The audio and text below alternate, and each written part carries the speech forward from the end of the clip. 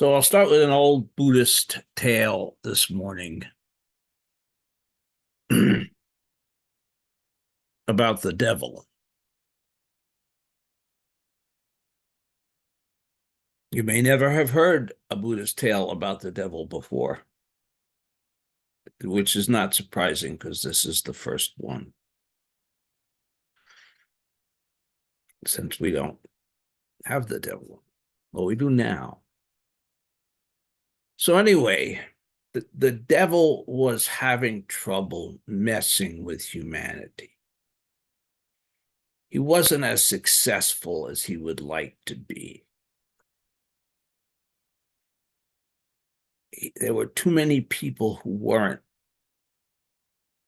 completely disturbed and anxious.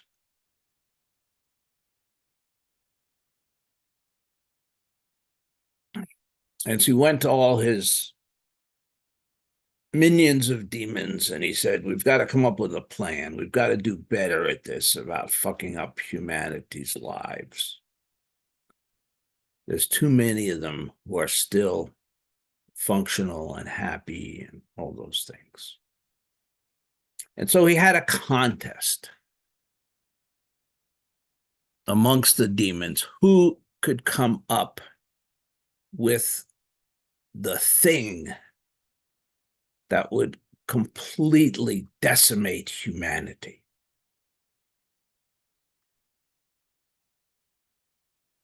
So all the demons went, into their respective caves or wherever it is they are, and they, puzzled and tried to figure it out. And finally, one of the demons said, your devil ship, I've got it. I've got the way to completely mess up all of humanity. And the devil was delighted, and he said, what have you got? And the demon held up this little box.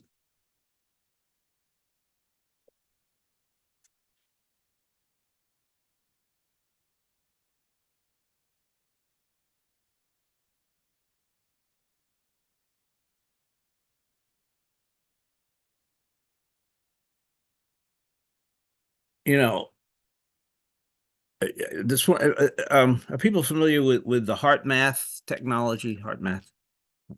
Some are, some aren't. Heart math is a technology that measures heart-brain coherence. And without getting off into all that, when we're in the coherent state, our mind and our heart, that's sort of optimum for both our psychological and our physical health. And so I have purchased this from my work. This is a little sensor that goes on the ear, and it knows about what my heart is doing, and it communicates with some technology here. And it tells me when I'm in a coherent state and when I'm not. And I love it. I'm very excited about using it for people in early recovery because they're in such a dissonant state constantly. And this is a simple biofeedback device to help them begin to learn to be in a calmer, more coherent, healthier state. So in that sense, it's a beautiful little device. So I thought I'd try it out this morning for a little while during our earlier sit. Not surprisingly, doing Zazen pretty much accomplishes that, the goal of creating the heart mind coherence. And the device that I have is fairly simple. There's an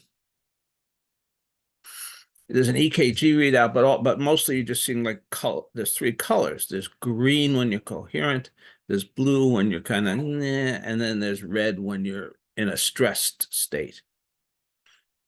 And it's remarkable how exquisitely sensitive that is.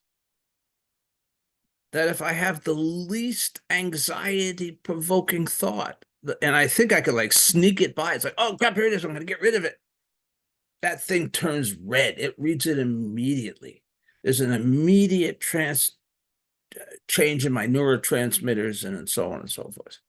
Now, in terms of the big picture, that's not particularly significant. What's significant is getting stuck in those states, right? So if I have an instant where my thing has turned red, where I'm experiencing some degree of stress or anxiety, that's not going to affect me negatively. But if I spend hours stuck in that state, or even worse, days, which some of us do, then that's going to have major deleterious effects, right, over time. We know that. Mind-body medicine is not new, and so on. But then I've got this little thing. In this case, it's helping me because it's the technology is downloaded onto here. But every day, I'm getting this constant flow of messages. 8 deadly diseases that you might have right now. 15 foods that are killing you.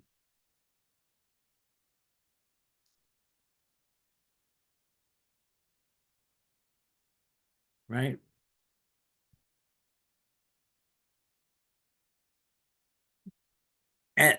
And that is a constant barrage. I don't know if young people get that, but old folks, once they figure out that we're old, they're sending us this stuff all the time. What are they doing? They're provoking anxiety. They're provoking stress.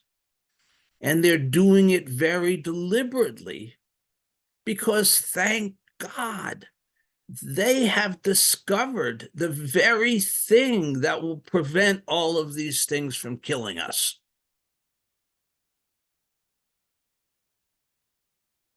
They have a combination of ancient herbs and buffalo turds that, taken daily, will guarantee that we're not going to succumb to those 8 deadly diseases that we probably have right now. So we have a whole ecosystem that's designed to make us anxious, that's designed to make us stressed, right? That's designed to take us away from a healthy, coherent state, if we want to use that language.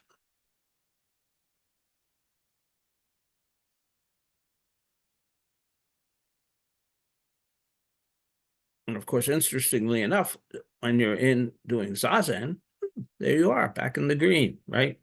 We that are doing Zen also have a technology that helps to reduce the stress, helps reduce these things. Now, that said, that is the pseudo-reality, right? That's what these businesses, these whatever they are, I mean, some of these people claim to be MDs, which is rather extraordinary. But the Patagonia Mountain Medical School or something is where they graduated from. And anyway, right? So but that is a pseudo reality. That's the fear that the marketers are trying to create. But then there's this other thing on this device called the news that is not pseudo reality. That is at least based on reality, but once again, filtered through somebody who's trying to sell us something. What are they trying to sell us? They're trying to sell us the news. They know that the more disturbing the article is, the more likely we are going to read it. And I'm not talking about I shouldn't say, I am talking about Fox News here, but I'm not just talking about them. I'm talking about the New York Times, the Washington Post, all of the mainstream media that we think are reliable. Their business is creating more stress, more anxiety, more discomfort, because we're more likely to read their articles.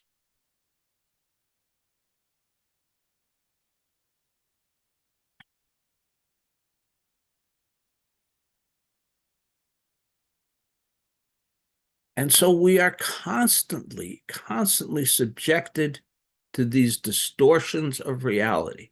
Not that reality isn't bad enough, right? I mean, you don't, the horrors that are going on right now, my God, you don't need to distort what's going on in Gaza and Israel to make it horrible. It is horrible. Every moment of it is horrible. And by the way, that's good news, right? The news outlets like that. So therefore, they're going to display that prominently. And we may say, okay, well, we need to stay informed. The interesting question is sort of the threshold question. These things are designed very carefully to draw our attention. If this afternoon I sit here and look at my computer, my phone, and read horrible stories about what's happening in Gaza, or if this afternoon I go out in the woods and chop some wood and do some other things, is what's going to happen in Gaza tomorrow going to be any different? No. The fact is that they are drawing in our attention and that they are destroying our equilibrium, our whatever little shreds of peace of mind that we have left, in order to sell something.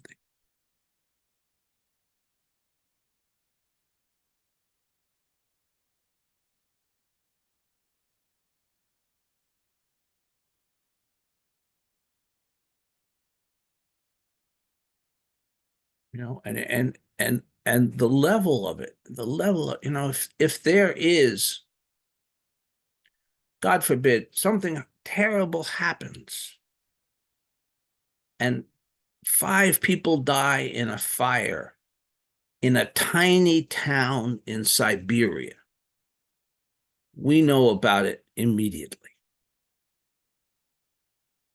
right? Our ancestors didn't even know what was happening in the next town over. Again, to sell us something, every tragedy that's going on anywhere on this planet, we're being told about it because tragedy sells.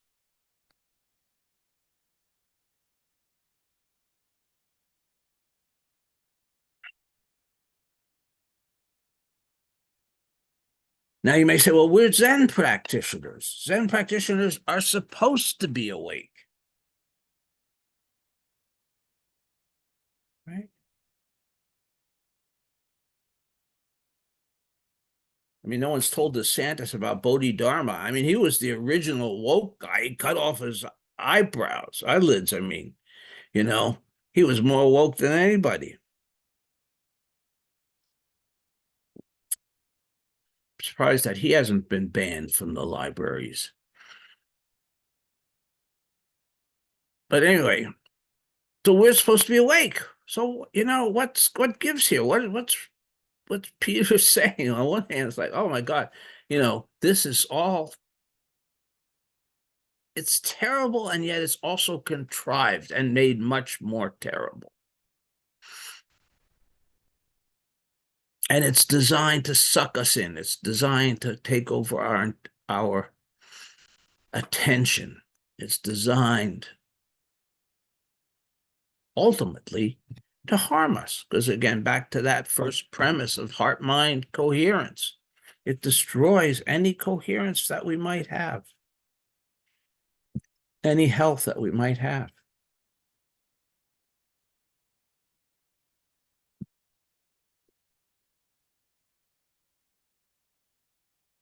So I think the answer is, as much as there is an answer, that this has to be an aspect of our practice constantly as well.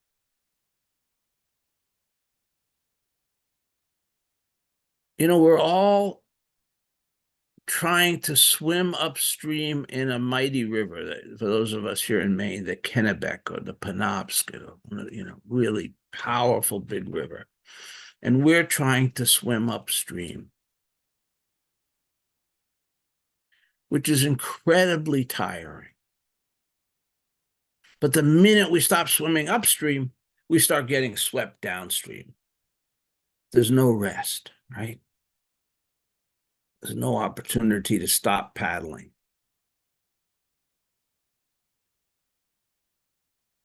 This is the condition that we're in today in our society.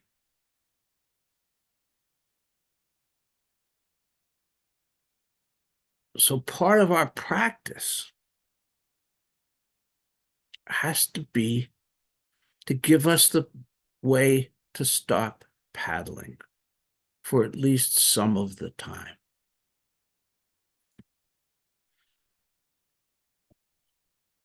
To let go of all of these things from time to time, and to simply be. To simply be.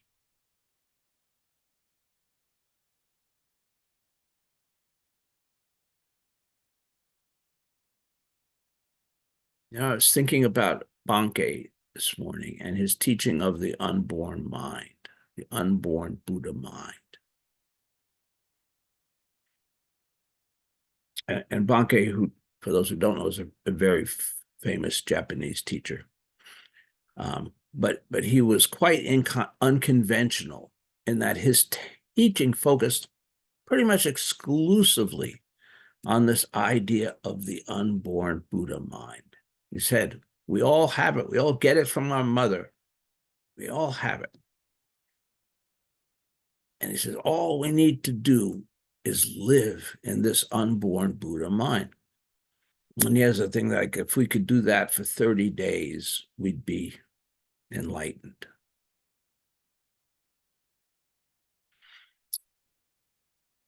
Well, in case you think that's a worthwhile project, which it is, I mean, I certainly decided at one point, I thought, wow, that first time I read about that, I thought, holy cow, all I got to do is do this for 30 days and I'll be enlightened. I didn't make it 30 seconds.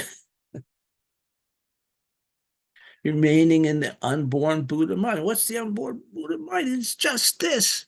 It's the mind without the thought of me, without the ego, right? We don't have to do anything special to experience that. You know, you don't have to do years of Zen practice. We can experience that unborn Buddha mind right here, right now, whoever we are. The minute that we are fully, we actually can't experience it. That's the paradox, right? The minute that we are fully engaged, not in our head, in our narratives, thinking about something else, thinking about ourselves, don't have the words me, mine, right? I, any of those things that suggest my separate ego, but we're totally engrossed in life. We are in the unborn Buddha mind. We all have it. It's incredibly simple.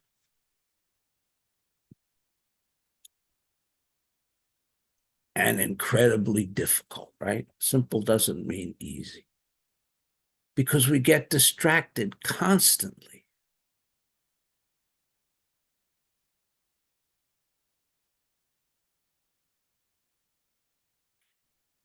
We have things like this in case we're not distracted enough. So it's incredibly challenging.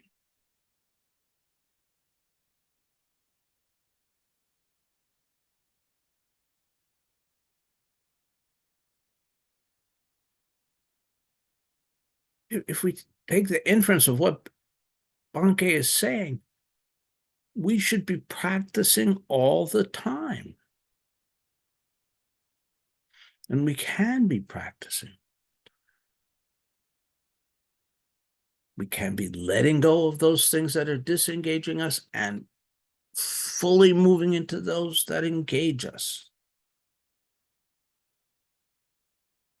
We can be present. We can drop our constant stream of narratives.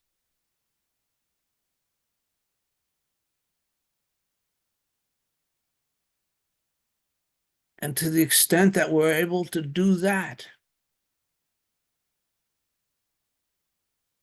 we're out in that middle of that current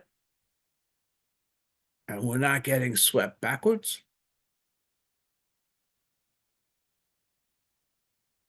We're just there.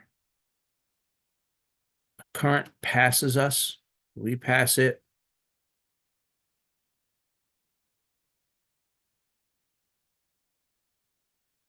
Are any of those externals changed? No. Is there any less horror in the world? No. Are the realities of our lives, whatever the difficulties and challenges that we're facing, any different? No. But how we experience those, or more to the point, how we don't experience those, is what changes. This is why practice is, I mean, it's literally getting more important every single day. The world is getting exponentially crazier every single day.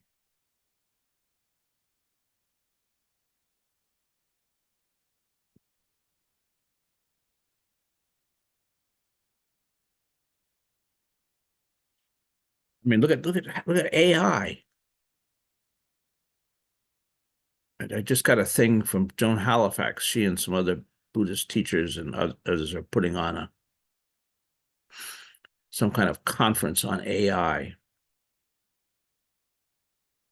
Right? Because AI presents a huge existential threat. Numerous. And by the way, here it is. The devil got it right in this little box, but he did this so right. This is like those demons are getting extra portions of carrion or something, whatever it is that demons enjoy.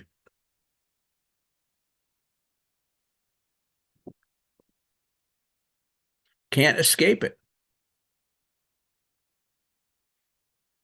I mean, I thought when I first started hearing about AI, I thought, well, I'm just not going to use it. I don't want anything to do with AI. Well, you can't just not use it. I mean, I could if I was a troglodyte, if I was out in a cave somewhere and not on the internet.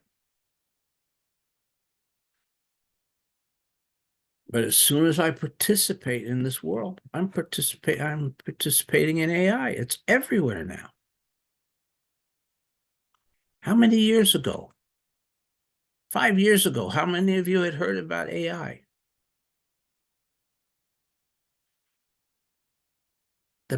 Well, I know Gary. He he doesn't count. The rest of us. But but but seriously, it's like that. That's how fast that change has happened. It's gone from a fringe idea known primarily to people who were, technologically savvy, to a mainstream thing that all of us are using, whether we like it or not.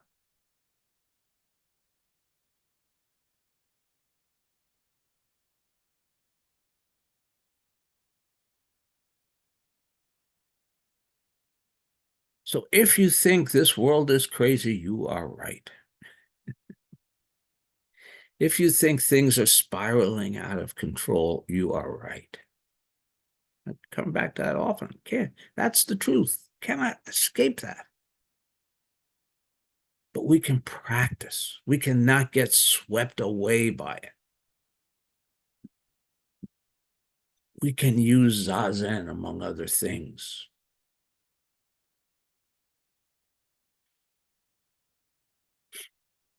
So that the current can rush by us, but not sweep us away. And that possibility creates the possibility of us helping others. Right? If we're not getting swept away, then we can reach out and grab somebody else.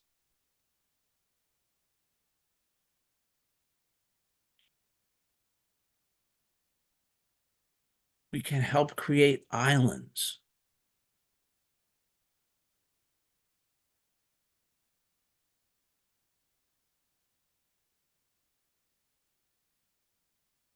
That are so essential and are going to be more and more and more essential.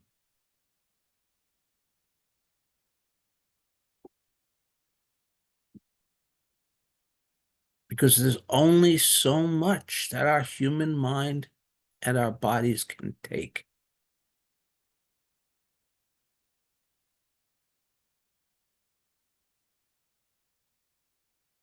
And so we start compensating in more and more unhealthy ways. More alcohol and drugs, more obsession with violence, right? More and more anger and hatred.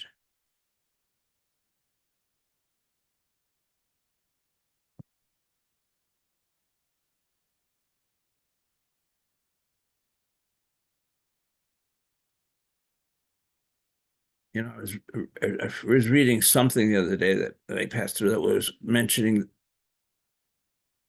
the old men sitting on couches watching Fox News. And I was saying, has anybody ever done a study on the health effects of that? Can you imagine what that does to your longevity? To not only be sedentary on the couch all day, but watching Fox News and getting whipped into a frenzy of anger and frustration?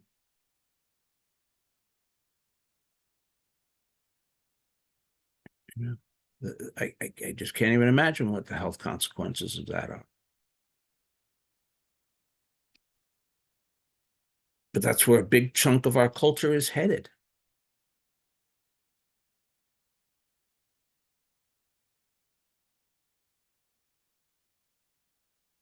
I mean, old people used to play bocce and shuffleboard and gin rummy. Pretty benign compared to some of the choices now.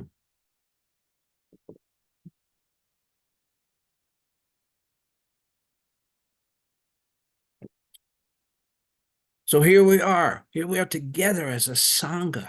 What a gift. Look at islands of sanity in this river. Here's a little island of sanity, a Sangha. A community that's coming together trying to do better.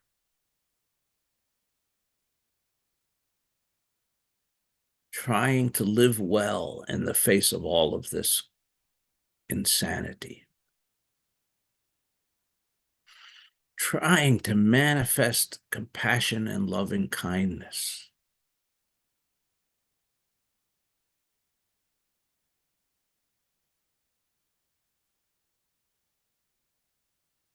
Show me where compassion and loving kindness exist on this thing.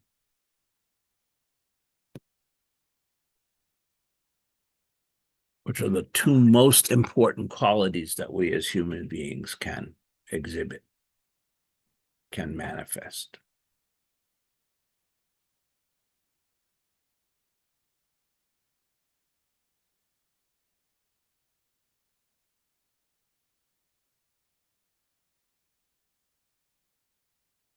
Those of you who can remember the 60s, which is far more of you than you'd like to admit, there used to be a slogan, you remember, shoot your television?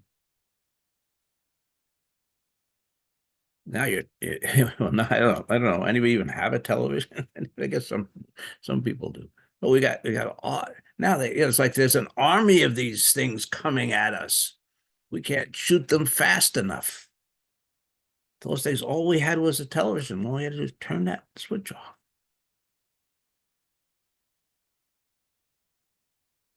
Can't turn this off. You lose contact with the whole world. Your family can't let you know if there's an emergency, and so on and so on and so forth.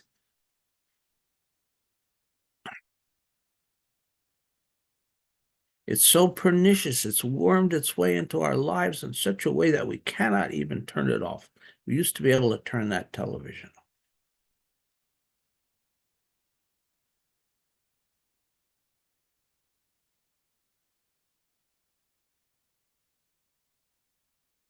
And I don't even do like three-quarters of the things, the instant messaging and all of I'm an old guy, so I do like Facebook and you know, but there's all that Facebook is like the dinosaurs, right? And the pace of it is, I am is bam, bam, bam, bam, bam, bam, lighting up the brain constantly, constantly, constantly triggering the neurotransmitters.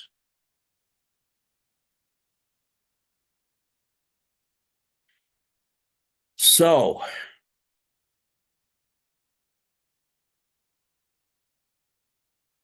keep practicing, keep sitting, keep getting out in the natural world. Keep turning these off as best we can, when we can.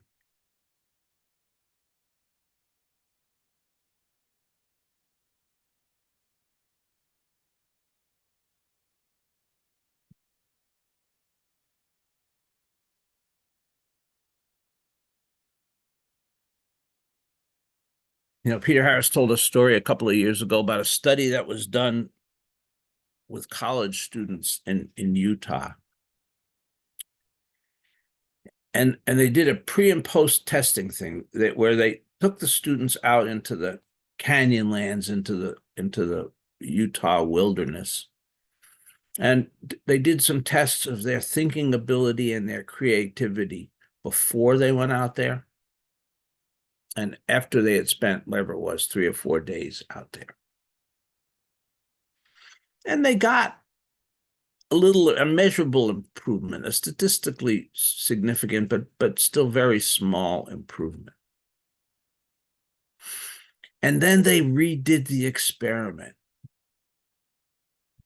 And they took away their phones before they went out into the canyon lands. And on the post testing, they had dramatic improvement. Not just statistically measurable, but dramatic improvement in just 3 or 4 days, whatever the length of the experiment was, being out there away from these devices.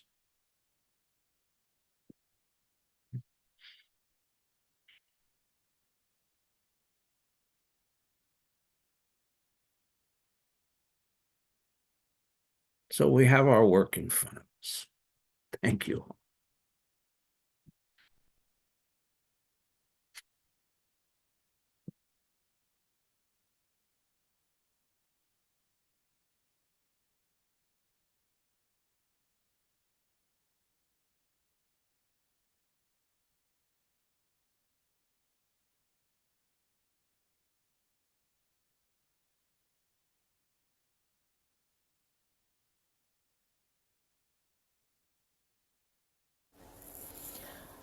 How did you know that just this morning I made a resolution? I've got to put my phone someplace where I can't reach it. Because if it's nearby, which it is, obviously, I didn't come to a good resolution, I'm almost powerless not to check it. And what you're saying reminds me of an interview that I heard just recently by a woman who was, it was a Ezra Klein New York Times interview, a woman who was reading and media specialist and scientist. And she was talking about how the types of information that we receive, being small nuggets just constantly coming at us, rather than deep reading, deep study, actually changes the aspects, the physical aspects of the brain, and renders it so that that ability to go deeper disappears. And one of the things that she recommended was that she meditates each morning. She has bookends, meditates each morning. In the evening, does some quiet contemplative practice, reading or whatever. And then she said, and during the course of the day, find little islands of peace and serenity and just get away from things.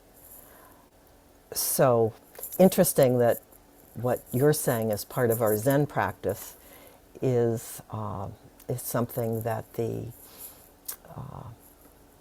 this reading specialist and studying the brain is also advocating. So, thank you. Yeah, thank you. Thank you. You know, when somebody like Anna Lemke, the psychiatrist, says that these things are addictive, that's not hyperbole. You know, neuropsychologically speaking, they are addictive. They trigger the dopamine rushes in the same way that a hit of amphetamine does, or whatever the thing is, and they therefore putting it down is hard. It's really, really hard, and I think it's something we all kind of need to reflect on and make some decisions in our own lives. Because again, I don't, at least for me, disconnecting is not an option, even though I would love to. But I have whole numbers of people who sort of rely on being able to get in touch with me and send me messages. And, this thing has woven its way into our lives in a way that we can't escape it. I mean, if I shut this down for a couple of days, people would be hitting the panic button. They'd think I was dead. And so, what you just described, Susan, I don't know, that's what this heart math talks about also, is like having moments, times throughout the day where you kind of restabilize yourself. You bring yourself back into coherence. And their idea is that if you do that consistently enough and often enough, that your baseline becomes coherence rather than agitation, um, but and then, so then I go, well, okay, Zen's not supposed to be about us, right? We're supposed to be, bodhisattvas. This is Mahayana. But I think if we don't take care of ourselves in this respect, we can't help anybody else. And I think by taking care of ourselves in this respect, we're setting an example, a model, an opportunity for other people to maybe see A, how insane this is, and B, that there is another possibility.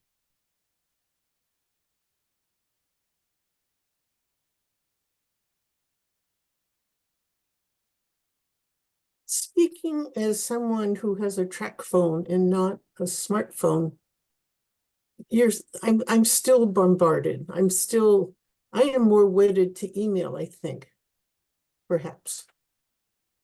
But society bombards us through the radio or through the television. it's our choice. We have to actively choose, how to absorb the horrible news and where to look for our peaceful spots. And thank goodness there are peaceful spots. And then it may be just a visit with a friend. That can certainly do it. But the smartphone is certainly a symbol of what is happening to us, for sure.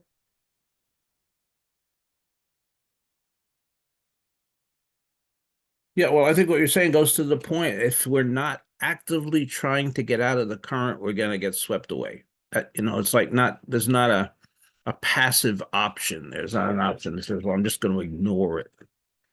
Because it's so pervasive and so powerful. Ignoring it is not a solution.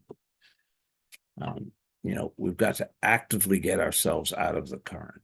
We've got to actively find ways to heal. And then again, we need to help others with that. We need to,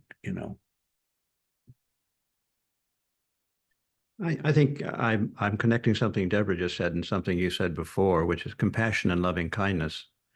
And when Deborah's mentioning peace, how can you have real compassion when you have no peace? When you are bombarded? And so, I'm restating your message actually. And so the concentration on peace has become something of a goal of mine. A friend of mine sends me music occasionally, YouTube music plugins, and I find myself anxious because it's not over fast enough.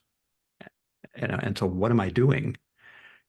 So wait a minute, that's not what should be happening here. And I have to correct myself. And I think some of this has to do with that bombardment you're talking about. And a second point is that I find so many of my friends expect me to be attentive to my phone. I sent you a message a moment ago. I sent you this. And so I'm feeling beholding to my phone. Gosh, I got to have it. I got to go upstairs with it because somebody might be expecting me. So suddenly it puts a burden of expectation on me. And I guess, and so it is a matter, I think, of training other people, which has also been brought up. You need to do some things which forms your space and begins to form there, and I suppose in a good way. And lastly, I remember a long time ago, I subscribed to Time magazine, and I couldn't understand why they were changing the format, and they changed the format into little bites. They no longer wanted to do big articles because people weren't going to do it. And so now recently, the New York Times, of course, when you open it up online, this is a 3-minute read. Here's a 2.5-minute read. So not to waste too much time to get too deep into it. So I think all of this is on point in any event. But it's a problem for me anyway. Oh, yeah. Thank you, Cal. All of the above. How many of you are old enough to remember a time when you could go to the bathroom and you didn't have to answer your phone?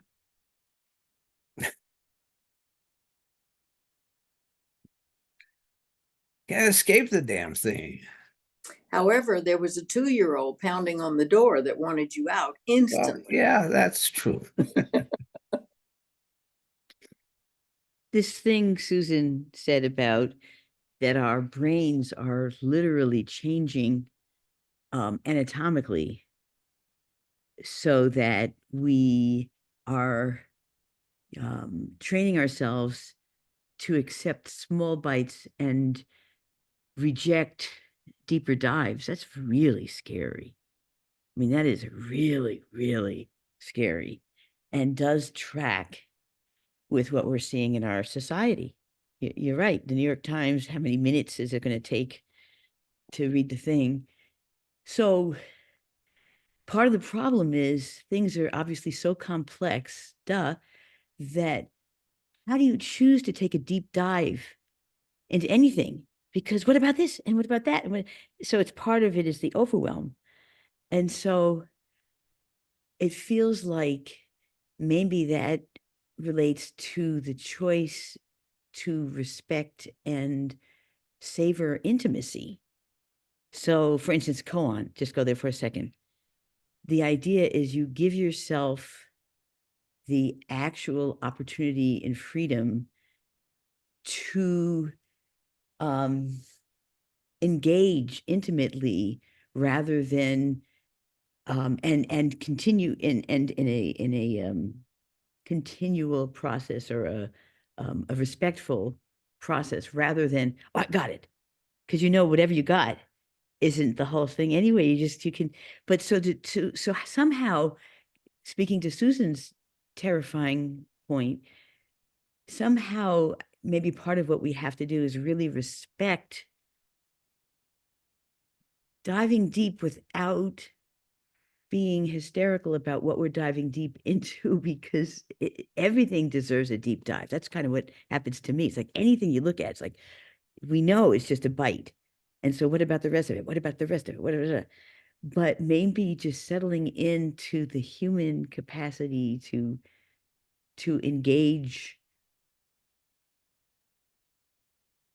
For instance, taking a walk in the woods and just freaking being there is a kind of deep dive. Or, Cal, when you speak about friendship, just a deep, limitless dive, because how can you, anything you get to know just opens more.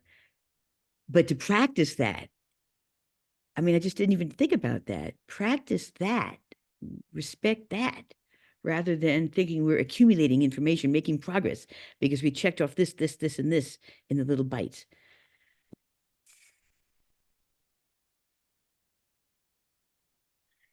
Remember when we used to talk to people on the phone? And now I send a text, right? One line in a text, as opposed to, hey, how are you today? How's the family? Blah, blah, blah. Phone conversations are rare. Conversations are rare. Sit and have a cup of coffee and just talk about everything and nothing. Rare. We haven't got time for it anymore, because we're so busy doing all this other crazy stuff. But the thing about the brain changing is so important. One of the things they discovered early on, we've known this for a while now, is that the GPS interferes with our innate ability to navigate.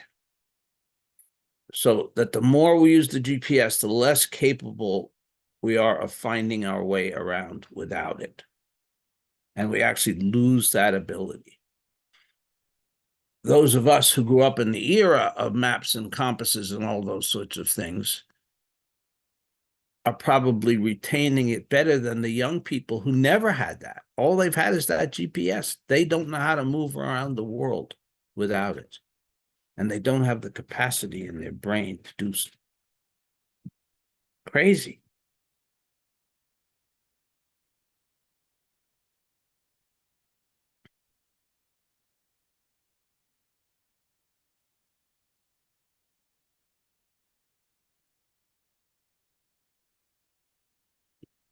I wanted to touch quickly on Cal. I had to chuckle when you were talking about your friends sending you peaceful music, which stressed you out because I don't know. I don't know if you like don't care for it. And then you had like this should monster come in and be like, well, I should be relaxing to this music. I think that a lot of the peace that we talk about it comes from a sense of grace that we extend to ourselves. I don't know that we're going to find peace externally, but I know that when I'm doing zazen, when I think, oh, I should be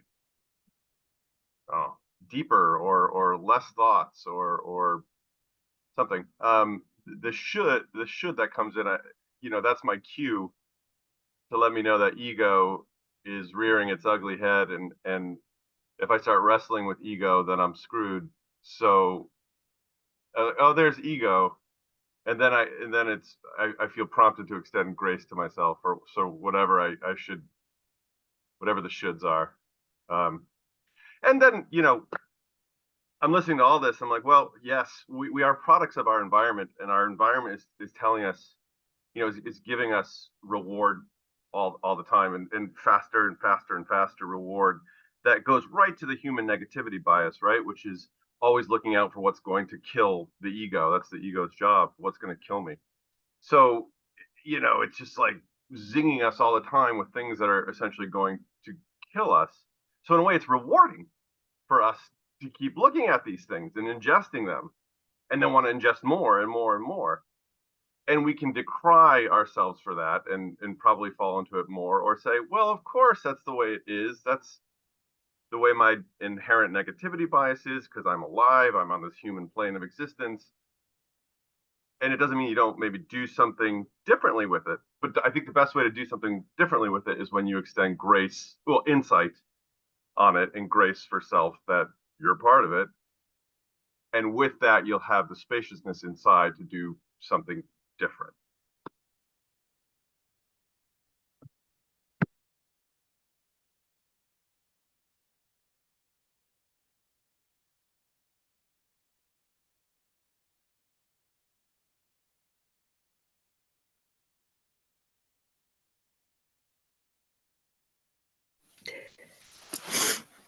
So, one of the things that I've noticed about myself is that I used to be an avid reader, always reading.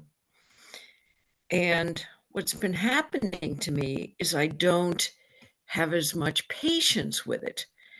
And I'm pretty convinced it's because of my phone, my iPhone, because I'm like you, Susan. If it's next to me, I just want to pick it up, and it's hard to resist that impulse to see what's happening.